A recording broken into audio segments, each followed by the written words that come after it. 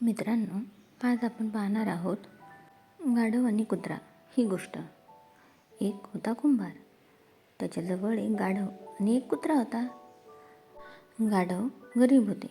ते खूप काम करत असे, जड ओझी वाहत असे. तरी पण कुंभार त्याला मारत असे. कुत्रा फक्त घराची राखण करत असे, बाकी काही काम करत नसे.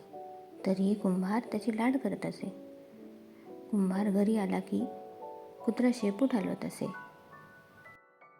कुंभाराच्या भोवती सारखा फिरत असे. पुढचे 2 पाय सरळ कुंभाराच्या अंगावर ठेवत असे. मग कुंभार त्याला गोंजारत असे, त्याच्याशी गोड गोड बोलत असे. गाढवाला वाटले आपणही कुत्र्यासारखे वागावे. मग कुंभार आपलेही लाड करील. एके दिवशी कुंभार संध्याकाळी घरी आला. त्याला पाहून गाढवाने आपले शेपूट हलवले. मग आपले पुढचे 2 पाय कुंभाराच्या पोटावर ठेवले.